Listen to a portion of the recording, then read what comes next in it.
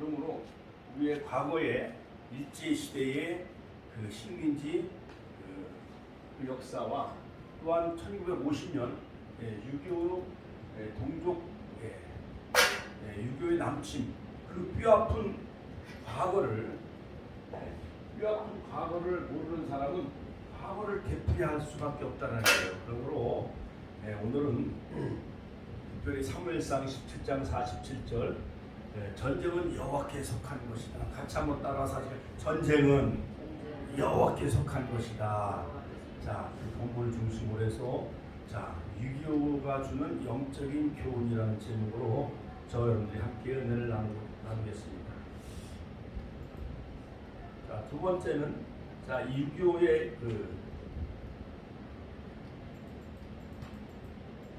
두 번째 1950년도에서 6월 25일 스탈린과 김일성이가 이제 영상에서 조금 보면 아시겠지만 스탈린으로부터 남침에 관한 그 50여 차례 그 확인을 하고 승인을 받아내요. 그 다음에 모태똥한테 찾아가서 김일성이가 남침에 대한 것을 도와달라고 요청을 하면서 스탈린과 모태똥과 김일성이가 이 세 명이 합작을 해서 일으킨 전쟁이 바로 6.25 전쟁. 1950년 6월 25일부터 시작해서 제1단계는요 바로 이 낙동강 전선까지 물밀듯이 2개월 20일이면 80일 만에 낙동강까지 물밀듯이 이렇게 쳐내려와요. 그래서 북한의 불법 남침, 같이 한번 따라서 북한의 불법 남침. 그 다음에 1950년 6월 25일부터 9월 15일까지 약 2개월 20일 동안 무려 낙동강 전선까지 포항, 대구, 마산, 부산을 제외하고 다 빼앗겼어요. 여기 칠판에도 보면 제가 그 지도를 그려놨는데 지도 잘 그렸어요, 못 그렸어요? 북한에는 사회주의, 그다음에 38 이남홀, 우리는 자유민주주의죠. 그다음에 인공기, 그다음에 우리 태극기가 그려져 있는데 바로 1단계는 바로 그들이 6월 25일 날 새벽 4시에 고요한 새벽을 깨고 이승만 대통령은 군인들 장병들을 다 휴가를 보냈어요. 또한 모내기로 휴가를 다 보내고 또한 이승만 대통령은 경의도에서 낚시를 하고 있었대요. 낚시. 그러니 우리나라는요 탱크도 하나도 없었고 또한 전투기라는 전투기도 하나도 없었어요. 그러니 2달 20일 만에 낙동강까지 완전히 물밀듯이 그냥 쳐내려온 거예요. 자, 그 다음에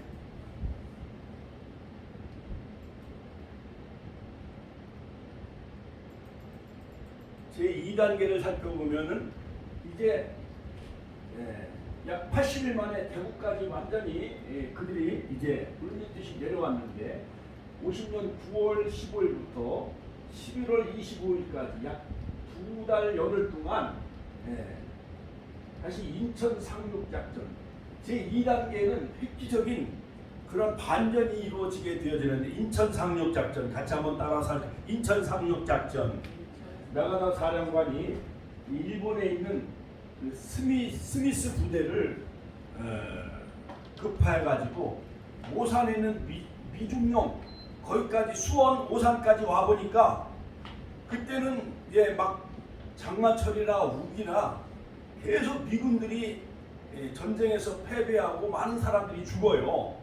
그러니까는 메가더 사령관이 드디어 인천 상륙작전 같이 한번 따라서 인천 상륙작전 50년 9월 15일 제2차 세계대전의 영웅인 이 메가더 사령관은 아주 상륙작전의 영웅이에요. 상륙작전. 그 다음에 2차 세계대전 때 루즈벨트 대통령과 영국의 처칠 주장이 연합군, 영국, 프랑스, 미국이 연합군이거든요. 그 다음에 2차 세계대전은 1941년도 독일과 일본이 세계전쟁을 일으켜요. 그래서 그 프랑스 노르망디를 상륙하는데 그때 불가사의한 노르망디 상륙작전을 감행함으로 2차 세계대전을 승리로 이끌게 되어지는데 마가더 사령관이 5,000분의 1 확률은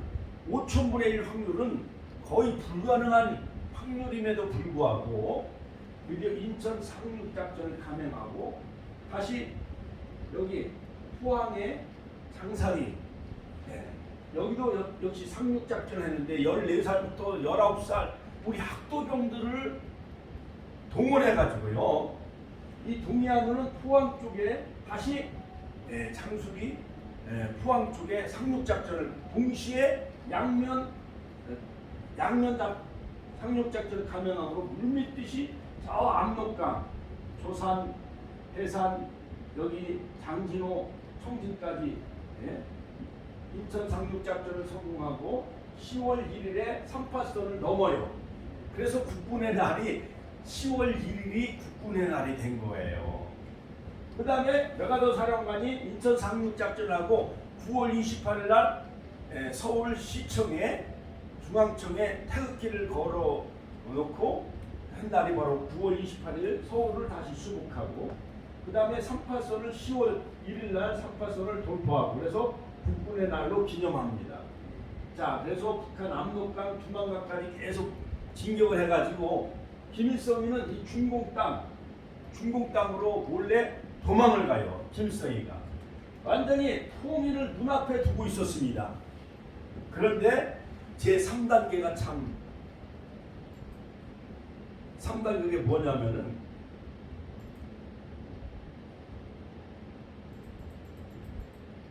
중공군 개입, 같이 한번 따라서 중공군 개입.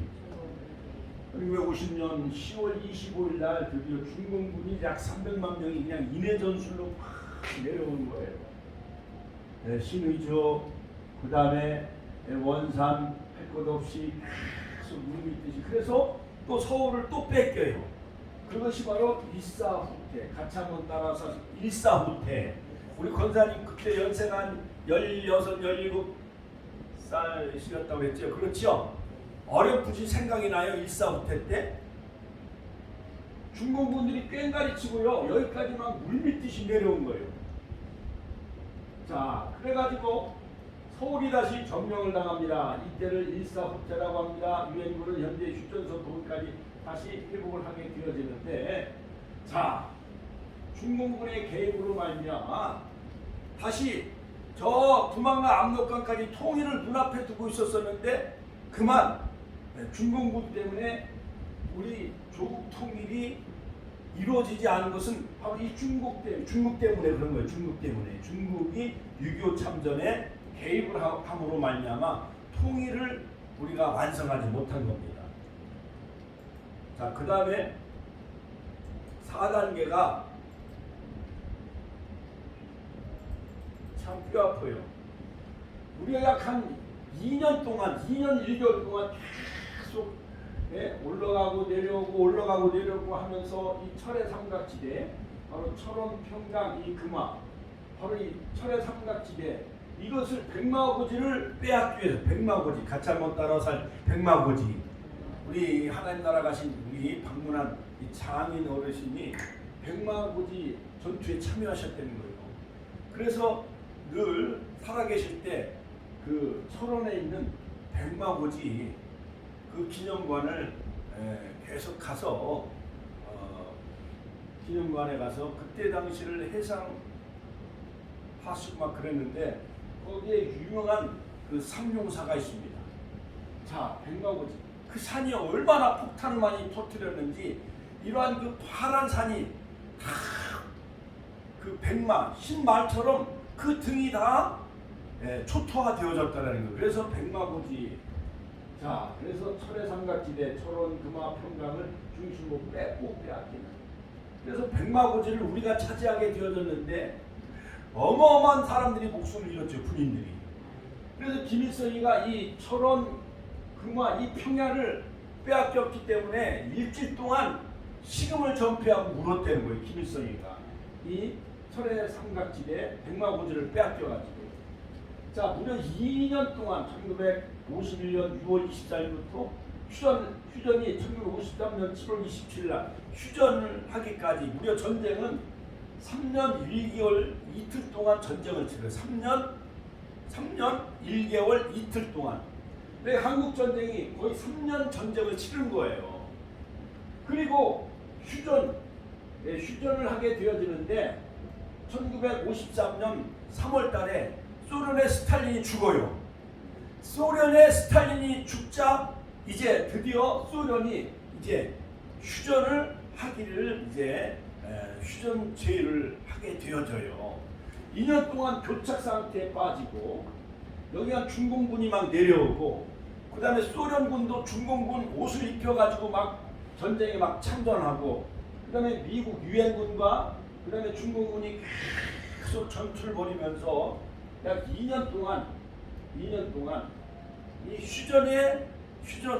휴전선을 경계로 해서 휴전 협정을 하게 되어지는데 그것이 잘 이루어지지 않는 거예요. 이승만 대통령은 북진 통일을 원했어요. 같이 한번 따라서 북진 통일. 자, 그래서 거제도에 있는 많은 그 포로들을 바로 이승만 대통령이 석방을 해주고 그 다음에 미국과 어떠한 협상을 얻어내는데 우리가 통일되는 그날까지 한미 상호 조약, 같이 한번 따라서 한미 상호 방위 조약을 그것을 얻어내요. 그래서 우리나라는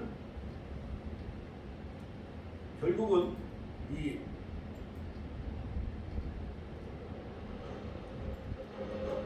대한민국의 중심, 춘천에서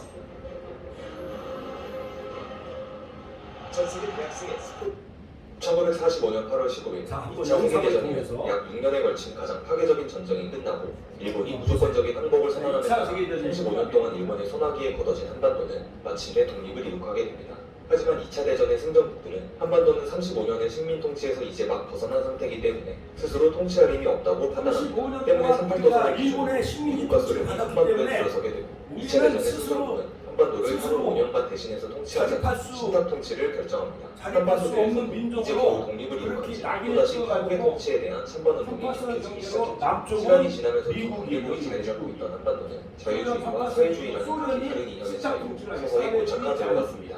많은 사람들이 개개인의 정치 이념에 따라 남과 북으로 이동하기 시작했고 남북의 대립구도는 더욱 확고해져 갔습니다. 공산주의가 좋아하는 사람은 북으로 넘어가고 초기에는 유엔의 조국민 집사님 같은 한반도 마냥 전체를 두고 총선거를 결정했지만 다 토지를 보수하니까 남으로 내려왔잖아요. 있었기 때문에 어쩔 수 없이 남한 지역에서만의 단독 선거를 실시하게 됩니다. 이루어집니다. 그렇게 남한 지역에서는 소련이 8월 15일 대한민국 정부가 수립되며 김일성 내세워가지고 일어났습니다. 이미 반대로 공산주의가 서서히 되어 독자적인 정치를 버렸어요. 북한은 그래서 김일성 5월 10일 수상으로 하는 조선 총선 때 민주주의 우리 남한만 이렇게 한반도로 한반도는 수립을 하게 서로 다른 이승만 이념을 가진 두 개의 정부가 들어서게 되었습니다. 두 개의 그리고 정부가 들어서는 1950년 거예요. 미국은 북한의 김일성을 자극하는 엄청난 발표를 하는데 북한의 그것은 바로 에치슨 김일성. 선언입니다. 2차 세계대전 이후 소련의 공산주의는 빠르게 사회 퍼져나갔고 공산주의가 세고 남한이 자유민주주의가 세고 미국의 고무장관 에치슨이 에치슨이 강경한 정책을 추진한 것이죠. 아시아 전역의 공산화를 막기 위해 공산화를 동아시아 막기 방위선을 그었는데 알리산 열병, 방위선을 일본, 그었는데 오키나와, 필리핀의 선호를 그어버리는 이게 이른바 에치슨 에치슨 라인이 오키나와 나타났습니다. 에치슨 라인 즉 한반도를 비롯해 대만, 여기가 인도차이나 빠져요. 동아시아에 올라가가 대만과 이 에치슨 라인에 포함되지 않는 빠져요. 국가는 미국의 방위에서 제외되어 국제연합의 보호에 의존해야 했습니다. 방위 이제 남한에 있던 미군은 모두 철수하게 방어선에서 에치슨 라인을 갖게 되어지는데 소련의 스탈린의 비행을 결국 들어가게 미군이 그리고 49년은 한반도 전체에 철수함으로 군부를 유교가 일으키며 터진 거예요. 김일성의 야망이 서서히 드러납니다. 당시 양쪽의 국력 상황은 한국군은 탱크가 한 대도 없고 국민 성금으로 캐나다로부터 구입한 항공기 10대가 전구입 반면에 북한군은 소련으로부터 탱크 245대, 항공기 211대, 각종 포 3,500대를 확보했기 때문에 김일성은 이 상황에서 합친 공격만 진행하면 백전백승할 것이라고 확신하고 있었습니다. 김일성은 자신감에 차 있었습니다. 3일이면 충분히 서울을 점령하고 50일이라는 남한 전체를 점령하고 한반도를 공산주의로 뒤덮을 수 있다고 믿었습니다. 적화 통일을 그다음 하려고 했어요. 본격적으로 무력 적화 통일을 현실화하기 위해 스탈린에게 50차례가 넘는 지원 요청 50차례 전문을 지원 보냈는데 요청을 반면 보내고 스탈린은 2차 대전이라는 어마어마한 경험을 직접적으로 해본지라 2차 세계 섣불리 김일성의 계획에 찬성할 수는 없었습니다. 마지막에 더군다나 미국이 연합군에 보여준 참가를 압도적인 해요. 공격을 스탈린이 차단하면서 마지막에. 미국과의 전면전으로 확대될 가능성을 배제하려고 했습니다. 하지만 김일성은 끝끝내 세 차례나 소련을 김일성과 방문한 스탈린. 스탈린으로부터 남친에 대한 허락과 지원 약속을 받았고 추가로 중국의 마오쩌둥으로부터 중국의 친전 마오 약속과 쩌둥 모든 또 전쟁 문제의 지원 지원 약속을 약속을 받아내는 데 성공합니다. 이렇게 스탈린과 마오쩌둥 그리고 김일성 세 사람이 치밀하게 계획한 6.25 바로 이거 한국전쟁이 6.25 시작되었습니다. 한국전쟁이에요. 1950년 6월 25일 새벽 4시 북한은 폭풍이라는 작전명 하에 삿발도 경계선을 넘어 전면적인 남한 침공을 개시하였습니다. 네. 소련의 간접적인 이게 지원을 남침이야, 받은 남침. 전차와 전투기를 오늘날 주사파 서울을 향해 종교도는 매우 속도로 진격하기 6.25가 시작했고 북침. 아무것도 없었던 국군은 남한에서 북한으로 거꾸로 미군이 전쟁을 일으킨 전쟁이라고 이렇게 엉뚱하게 역사를 휴가를 왜곡시켜요. 많이 가는, 즉 일주일 중 방어가 가장 허술한 요인이었습니다. 하필이면 전쟁이 발발하기 이틀 전 전방에 있던 군인의 절반을 휴가를 보내는 바람에 남한의 부대는 텅 비어있는 말도 안 되는 상황이었죠. 때문에 소수의 인원을 순환적으로 휴가를 보내는 것이 아니고 왜 전쟁이 발발하기 이틀 전에 대규모 휴가를 보냈는지에 대해서는 한국전쟁 10대 미스테리로 꼽히게 됩니다. 전쟁 발발 3일 만인 6월 28일 북한의 빠른 침투에 남한은 대응도 제대로 못하고 수도 서울을 점령당하고 왔습니다. 서울이 이때 점령. 북한의 전차가 서울 시내까지 들어서자 국군은 북한이 한강 이남으로 진출하는 것을 막기 위해 한강대교를 폭파시키는 결정을 한강대교를 내립니다. 폭파시키죠. 다리 폭파 소식을 접해들은 44,000명가량의 병력은 중장비는 물론 소총까지 모두 버리고 후퇴를 해야 했습니다. 이승만은 이미 새벽 4시에 특별 열차편으로 서울을 빠져나가 대전으로 피난하였습니다. 대전으로 한강 이북은 북한군에게 완전히 점령당했습니다. 다리가 끊어지는 바람에 서울 방어에 참가했던 국군의 테러가 막혀버렸고 미처 다리를 건너지 못한 피난민들의 발이 묶이고 말았습니다. 피난민들이 이날 서울 시내에 숨은 국군 장병, 경찰, 공무원, 방공인사 검거 작전이 실시되었는데 체포된 모든 한국군 장병은 무조건 현장에서 서울에 직결 있던 처리를 우리 하고 장군들 나머지는 선이 이민자권으로 억울한 죽음을 주민재판 당했습니다. 억울한 죽음을 북한군이 처음 당한 서울을 점령한 직후 이들은 서울대병원에 난입하여 대규모 학살을 벌이는데 서울대병원. 북한군은 이번에 원수놈들의 있던 앞자리를 군인들도 다 엿보고 있다며 참여를 처형시켰어요. 시작했고 이내 대한민국 국군 부상자, 중환자들을 상대로 사살하기 위한 학살극이 시작되었습니다.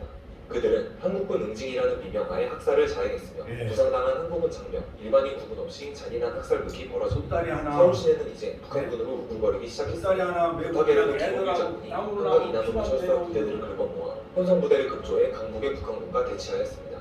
이 과정에서 급하게 모은 혼성부대이기 때문에 지휘체계가 제대로 안 잡히는 등 문제가 많았지만 북한군의 진격을 약 일주일 지휘시키고 성공하고 6.25 전쟁이 발발하고 소식을 접한 유엔 안보리에서는 즉각적으로 이 문제를 논의하였습니다. 유엔 북한의 안보리에서 침략이 적극적으로 확인되자 대응하게 유엔은 돼요. 신속하게 대응 조치를 취하였고 미군을 시작으로 연합군의 전쟁이 유엔군은 시작되었습니다. 창설되자마자 제일 먼저 대한민국 한국 전쟁이 북한의 남침에 대해 정면으로 대응해야 한다고 단호하게 주장하였습니다.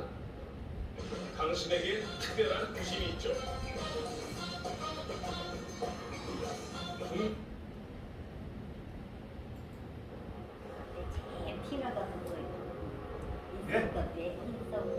사태를 중시한 트루먼 대통령은 트루먼 대통령이 드디어 지상군의 한국 출국을 명령함과 동시에 네. 한국 전 해안의 해안 봉쇄를 명하였습니다.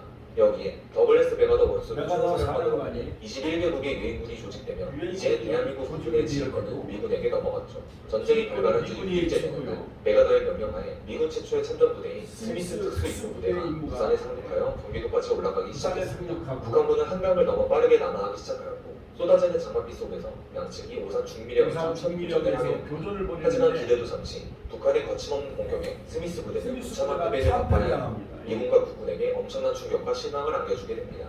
미군이 참전했다는 것을 알면 북한군이 물러설 것이라고 생각한 메가더의 예상은 완전히 빗나갔습니다.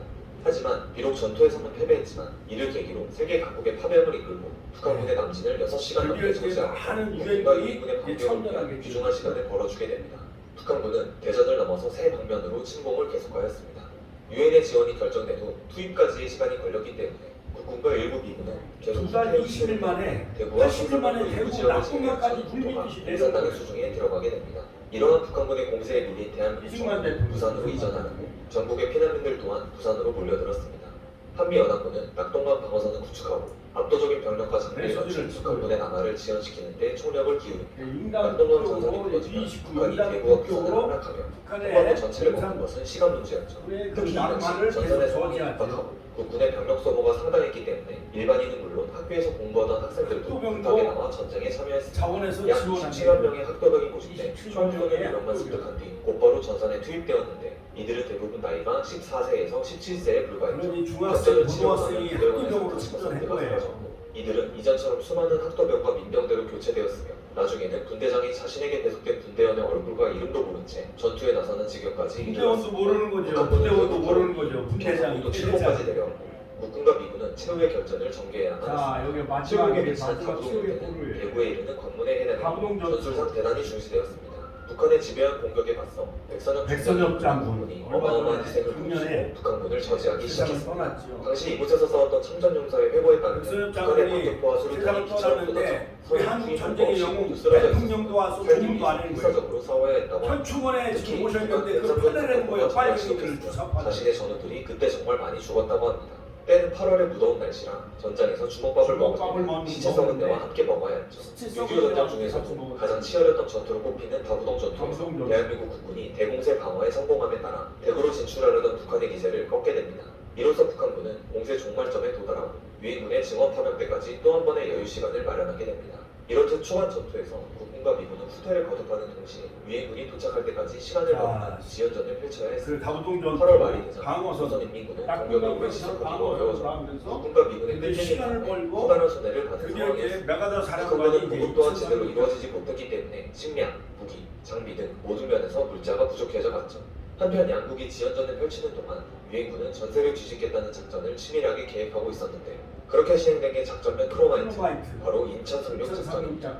북한군이 거의 점령한 한반도의 허리 부분에 강타한다는 이 계획은 메거더 장군에 의해 진행되는데 사실 초반 미 합동참모본부는 상륙작전을 펼친다는 것에 전적으로 동의했지만 그 지역을 인천으로 정하는 것에는 반대했습니다. 인천의 밀물과 썰물의 차이가 10m에 달하 엄청난 갯벌을 형성하며 수로와 해안의 조건 또한 너무나 불리했습니다. 즉 인천이 상륙하기 힘든 특징이라는 특징은 거의 모두 보유하는 바람에 터너 조이 대독은 성공률이 5,000분의 1도 되지 않을 것이라고 주장했고 일부 참모들은 장소 변경을 권하기도 했습니다. 하지만 메거더의 주장은 달랐습니다. 태평양 전쟁에서 총 87차례의 상륙작전을 전개할 만큼 경험이 풍부했던 그는 인천을 고집하였습니다. 서해안에 갯벌이라는 장애물이 있지만 이것을 성공만 한다면 북한군의 테러와 보급선을 차단하며 전함을 뒤바꿀 수 있다고 확신하였습니다. 또한 인천 외에 메가더 장군이 원하는 적 후방의 완전 단절이라는 조건을 만족할 만한 장소가 달리 없었습니다. 하지만 해당 작전을 성공으로 이끌기 위해서는 인천 상륙작전과 북한군을 교란하기 위한 양동작전이 자, 필요합니다. 인천에 메가더 공상이 세워졌는데 노무현 대통령인데 그것을 없애라고 일명 장사상 얼마나 어리석어요. 이 그렇죠. 작전은 인천 상륙작전과 같은 날 동시에 진행되기로 계획되었는데 위치는 경상북도 영덕 장사리로 정해졌습니다. 네, 작전에 투입된 장사리. 병력의 93%는 역시 16세에서 19세 소년 학도병들이었고 그들에게 군번도 계급도 없었죠. 군번과 상륙작전에는 없이 수가 터있기에 자신의 의견에 누구보다 확신이 있었던 메가더는 그동안의 경험을 6.25 전쟁에서도 그대로 적용했습니다. 그리고 1950년 9월 15일 지금까지 낙동강 방어선에서 지원군이 오기까지 전선을 막아줬다면 이제 한반도에 도착한 메가더와 유엔군이 전세를 역전시키기 갯벌 위한 건너잖아요, 메가더 작전을 사령관이. 감행합니다. 7만 5천여 명의 병력과 261척의 해군 함정이 인천에 투입되고 같은 날 경북의 장사리에서도 772명의 학도병이 성립해 양동 김란 작전을 펼치기 시작하였습니다. 인천에서는 서울을 수복하기 위해 빠르게 움직이기 양면 작전을 시작했습니다. 펼친 이에 거예요. 발맞춰 낙동강 서선 일대에서도 대대적인 반격이 벌어졌습니다.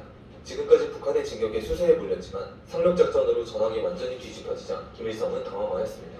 대한민국 국군과 유엔군은 2주 만에 수도 서울을 수복하는 데 성공하고 10월이 되자 최초로 38선을 넘어 북진하기 시작하였습니다. 파죽지세로 밀고 들어간 이들은 북한의 수도인 평양까지 차지하며 마침내 압록강 부근까지 도달하여 중국 국경에 이르렀습니다. 파란 물결이 한반도 전체를 뒤덮으려고 하는 바로 그때 잠자코 있던 중국이 북한을 중국이 도와나서기 개입했어요. 시작했습니다. 중국이. 최고나 프레그타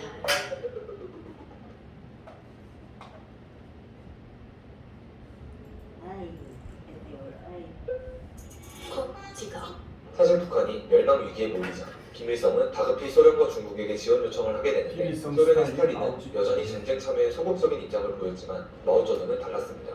미국과 한국이 북한의 영토를 순식간에 차지하고 이제는 중국의 문턱까지 다가오자 비로소 위기감을 느낀 마오쩌둥은 전쟁에 적극적으로 참전하기로 마음먹었습니다. 그리고 수십만의 중국군이 북한을 지원하며 남진하기 시작했습니다. 이들은 겨울의 국공내전에서 사용했던 과감한 우회와 매복 그리고 결정적인 순간에는 수많은 전력을 집중시키는 소위 인해 전술을 사용했습니다. 설상가상으로 그나마 부족했던 공군력까지 소련의 스탈린이 메꿔주면서 무서운 속도로 내려오기 시작했습니다. 그래서 메가더 장군은 중공군 수십만이 북한에 투입되었고 새로운 전쟁이 시작되었다고 새로운 전쟁이 발표하였습니다. 시작이 됩니다. 이러한 중국의 기세에 서부전선, 동부전선 모두 후퇴해야만 했습니다.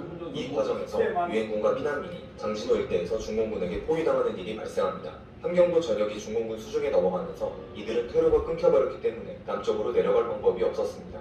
따라서 유엔군 사령부는 급하게 그 근처 해상으로 탈출하자는 호주에서 계획을 철수하는 거예요. 국군과 10만 유엔군 명이. 그리고 10만 명의 피난민과 함께 철수. 대규모 철수 작전을 벌이게 됩니다.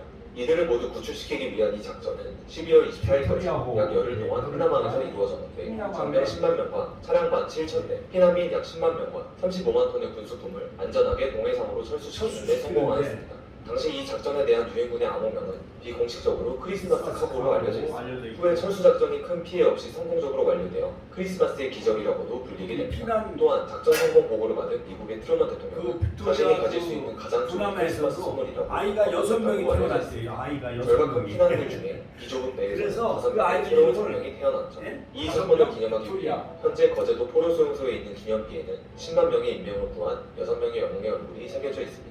한편 예상치 못한 반격에 한국군과 유엔군은 38도선 이북에서의 대대적인 철수를 계획하고 1951년 1월 4일 급기야 수도 서울이 중국군에게 빼앗기면서 한국 정부는 다시 한번 부산으로 철수하게 됩니다. 부산으로 이미 소련도 북한과 중국을 도와 전쟁에 부분적으로 참전하기 시작했는데 참전 사실을 숨기기 위해 조종사들의 교신에도 러시아어가 아닌 중국어를 쓰도록 강요받았습니다.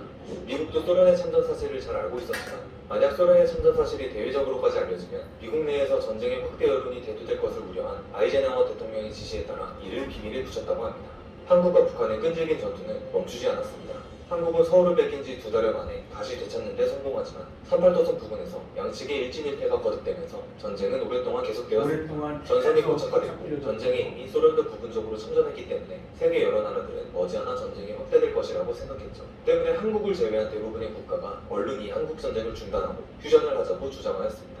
하지만 공산주의를 결사 반대하던 이승만만큼은 북진을 고집하며 휴전에 협조하지 않았습니다. 이승만 대통령은 이승만은 통일을 유엔의 도움으로 원했습니다. 통일된 한국의 지도자가 되기를 희망하였기에 네. 조선민주주의 인민공화국 정부를 완전히 제거하는 데 방해가 되는 어떤 협정에도 반대했습니다. 그렇죠. 휴전협정이 원활히 이루어지지 않고 전투는 계속되는 와중에 1953년 3월 소련의 스탈린이 사망하자 스탈린이 이런 갑자기 휴전의 사망한 삶은 거예요. 다시 스탈린이. 불살을 타며 새로운 국면을 맞게 됩니다. 한국 신혼대기 때 방학기도 굉장히 힘들었어요. 전쟁이 점점 예. 국제전으로 확대되면서 3차 세계대전의 징후가 보이죠. 소련 대각은 이제 한국 3차 전쟁을 세계대전의 직접적으로 징후가 막아내는 보이기 결정을 때문에 통보하면서 휴전을 휴전할 수밖에 합의하였습니다. 없었던 거예요. 다만 휴전 협정에서 가장 큰 쟁점 가운데 하나가 포로교환 문제였는데 이때는 휴전이 성립되더라도 북한이나 중국으로 되돌아가기를 반대하는 포로가 많았습니다. 이에 대해 공산군 측은 포로를 강제적으로 전부 송환시키자는 자동 송환을 주장하였고 유엔군 측은 포로 각 개인의 자유의사에 따라 결정하자는 자유송환을 주장하며 결정하라. 양측의 입장은 팽팽하게 줄다리기를 하였습니다. 마침내 1953년 6월 8일 포로 송환 협정이 체결되었는데 그 내용은 송환 희망자는 판문점에서 송환되고 송환 거부자는 자유의사에 따라 행선지를 결정하도록 되었습니다. 이렇게 자 이제 남은 그 영상과 저기는요 금요일 날또 6.25를 앞두고 24일 날 금요일 구령 예배가 있는데 그 상황에 따라 그때 한 번 더 보여드리고 아니면 주일날 26일 날 또 보여드리겠습니다. 자 여기서 6.25가 전쟁이 참혹해져요 안 참혹해요? 전쟁은 참혹해잖아요. 그렇지요? 사람이 죽어가고 가옥이 파손되어지고 결국 이산가족이 1000만 명 우리 국군이 99만 명이 죽었고요. 중공군, 북한군 합해서 200만 명의 목숨을 잃은 전쟁 도합 300만 명 거의 500만 명이 사상자가 낸 전쟁이 바로 6.25 전쟁입니다.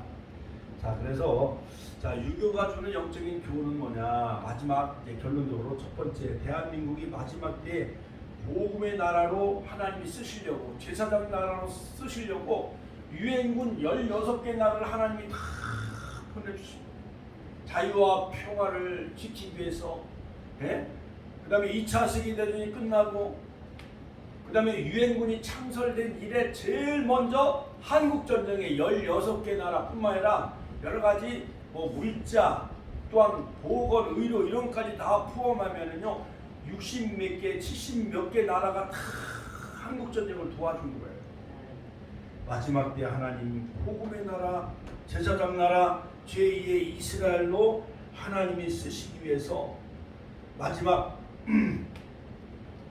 부산 그 피난 임시 그 수도로 피난 가셨던 그 이승만 대통령은 부산에 있는 초량교회에서 한 목사님들 300명의 목사님들을 일주일 동안 금식 기도했다는 거예요. 이승만 대통령이 전국 있는 많은 목사님들을 초장교회로 오시라고 해가지고 일주일 동안 금식하며 기도함으로 말미암아 하나님은 메가더 사령관을 보내주셔가지고 인천 상륙작전을 감행하고 서울 수복을 하고 두만강 압록강까지 올라가게 해주셨다는 거. 할렐루야. 하나님께 영광의 박수 올려드립시다. 저게 예상치 못했던 메가더 장군의 인천 상륙작전 등 패배에서 역전승한 것은 완전 하나님의 은혜였습니다. 그러므로 오늘 본문처럼 사무엘상 17장 47절 전쟁은 여호와께 속한 것입니다. 같이 한번 따라서 할까요? 전쟁은 하나님께 여호와께 속한 것입니다. 6.25는 동족 상잔의 엄청난 비극이었지만은 하나님의 기적을 통해서 우리 자유 대한민국이 그나마 3.8 이남을 우리가 지킬 수 있게 되었고 지금도요 휴전 상태로 거의 지금 70여 년 동안 지금 휴전의 상태로 남과 북이 지금 대치하고 있습니다. 그때요 북한은요 소련에서 약 240일에 그 장갑차 탱크를 가지고 물밀듯이 내려온 거예요. 그런데 우리나라는 탱크 하나가 있었어요 없었어요? 하나도 없던 거예요. 자 지금은 북한은요 핵을 개발하고 또한 핵실험을 계속하고 또한 대륙간 탄도미사일 ICBM 그 다음에 여러가지 수중 미사일 그런 걸 계속 실험하면서 미국을 위협하고 또한 우리 자유 대한민국을 위협하고 또한 일본을 위협하고 세계를 위협하고 있습니다. 그러므로 언제 백두산의 그 지진이 폭발될지 그들이 핵실험하다가 장계리, 풍계리 거기서 핵실험하다가 그 핵이 터져가지고 북한은 스스로 자멸하게 될 수도 있다라는 그러한 그 여러 가지 확률 이런 많은 사람들이 그런 그 이야기를 하는 것을 볼 수가 있습니다. 또한 두 번째 하나님은 유엔군 16개 나라와 미국을 통해서 우리 자유 대한민국을 도와주신 것을 우리는 그 은혜를 우리는 잊어서는 안 될 줄로 압니다. 할렐루야. 할렐루야. 자, 그러므로 여러분 미군이 약 3만 6천 명이 와서 한국 전쟁에 그들이 목숨을 잃은 전쟁이고 미군이요 전혀 자기 나라도 아닌 대한민국에 와서 목숨을 잃었어요. 그 다음에 영국군도 그 다음에 터키군도 그러니까 지구상에요 대한민국이 어디에 있는지도 모르는 상황 속에서 자유 대한민국 평화를 좋아하는 그 유엔군들이 와서 한국 전쟁에 목숨을 잃은 전쟁이 바로 한국 전쟁이라 수가 있는 것입니다. 그로 인해서 미국에서요 엄청난 구호품을 뭐 수백 달러, 수천 달러, 수만 달러를 많이 보내줘가지고요. 우리나라가 6.25 표에서 이렇게 근대화가 이루어지고 그 다음에 산업화가 이루어지고 민주화가 이루어질 수 있었던 그 유일한 그 비결은 미국의 원조가 있었던 거예요. 그래서 옛날 초등학교 다닐 때 우리 권사님 초등학교 들어갈 때 여러 가지 옥수수, 빵, 그 다음에 우유 같은 거 많이 학교에서 배급을 해줬잖아요. 그렇지요? 저도요 교회 가면은 교회에서 USA 뭐 가방이고 옷 같은 거를 얼마나 구호품이 많이 많은지 그래가지고요 미국 태극기만 있으면 애들이 막 부러웠어요. 이렇게 우리나라가 원조받은 나라인 것입니다. 여러분 사사기서 2장 10절에 보면은 사사시대에 여러 가지 블레셋 주변 나라 큰 나라들이 침략해 옵니다. 그 사사시대 초기에 전쟁을 모르는 세대가 하나님께서 행하신 일과 하나님까지 잊어버렸다라고 사사기서 2장 10절에 말하고 있습니다. 우리 후손들에게 지금 7살, 3살 배기 지금요 초등학교 학생들 유교가 뭔지도 몰라요.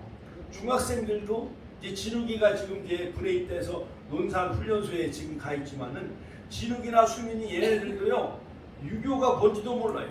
우리 큰아들 요셉이가 맹호부대 제대하고 둘째 아들 은총이가 해병대를 제대했는데도 정말 그들은요 나라 사랑 애국 정신이 많이 흐려져 있는 것을 볼 수가 있습니다. 우리 후손들에게 6.25 역사와 하나님을 잊어버리지 아니하도록 우리는 잘 가르쳐야 될 그런 그 책임이 있고 애국심과 신앙심을 심어줘야 됩니다.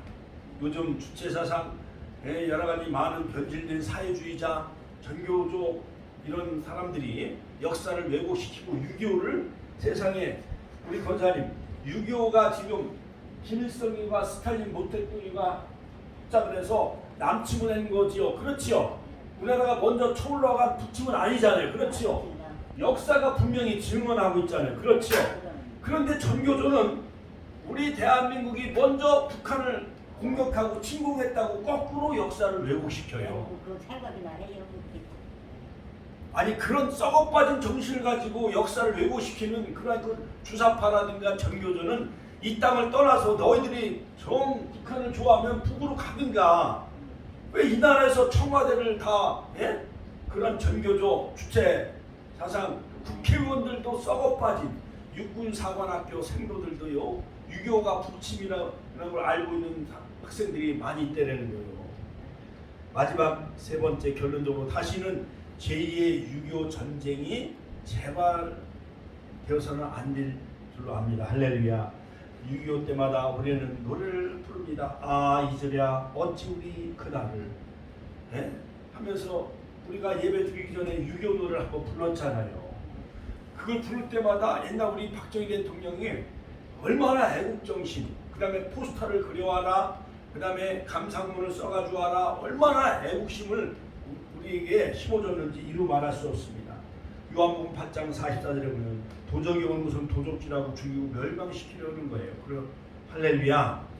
그러므로 예수님은 내가 온 것은 양으로 생명을 얻게 하고 더 풍성하게 하려고 예수님은 이 땅에 오신 거예요. 그러므로 김일성, 스탈린, 모택동은 다 마귀 사탄, 귀신의 영을 받은 사람들이에요. 그러니까 이 공산화되어지면요 지금 북한은요 70년대, 60년대 우리나라 60년대보다도 더 못 살아요. 지금 우리는요 어제 저 전라남도 고흥에서 누리호 인공위성을 발사해서 성공했잖아요. 그렇지요? 하나님께 영광의 박수 올려드립시다. 우리는요 지구 관측, 여러 가지 미세먼지 관측, 그 다음에 여러 가지 과학 위성, 그 다음에 실용 위성을 쏘아서 우리 또 달나라까지 머지않아 달나라까지 우리가 인공위성을 보낸다고 하잖아요. 그런데 북한은요 핵실험을 하고 ICBM 대륙간 탄도미사일을 쏘아가지고 미국을 위협하고 일본을 위협하고 대한민국을 불바다 만들겠다고 위협을 하고 있어요. 그리야말로 김정은이야말로 마귀 사탄의 조종자예요. 그렇죠? 여러분 우리 한국교회가 다시 일어나서 한국교회가 영적으로 미스바의 구국 금식기도를 통해서 할렐루야 사무엘상 7장 사무엘 선자가 미스바에 모아 금식기도함으로 블레셋 나라의 그 침략을 다 막은 것처럼 할렐루야 할렐루야 그런 역사가 바로 우리 한국교회가 구국재단을 세워야 돼. 나라마다 교회마다 우리 구국재단을 세워 이 나라 민족을 정말 전쟁은 여호와께 속한 것입니다. 네? 골리앗이 블레셋 나라가 침략해 왔을 다윗은 칼과 단창을 가지고 내게 오거니와 나는 만군의 여호와 이름으로 내게 나아가노라. 같이 한번 따라 만군의 여호와 이름으로 우리가 나아갑시다. 그러므로 우리는 하나님께 기도하며 미국과의 한미 그 동맹을 굳건히 하고 자유민주주의 헌법을 수호하고 할렐루야 시장경제 그 다음에 기독교 나라가 되어져야 돼요. 기독교 나라 같이 한번 따라 기독교 나라 예수 안도 복음 통일로 이루어지는 그러한 그 나라가 되게 해달라고 우리가 주여 한번 외치네 통수로 기도하겠습니다. 주여 주여 주여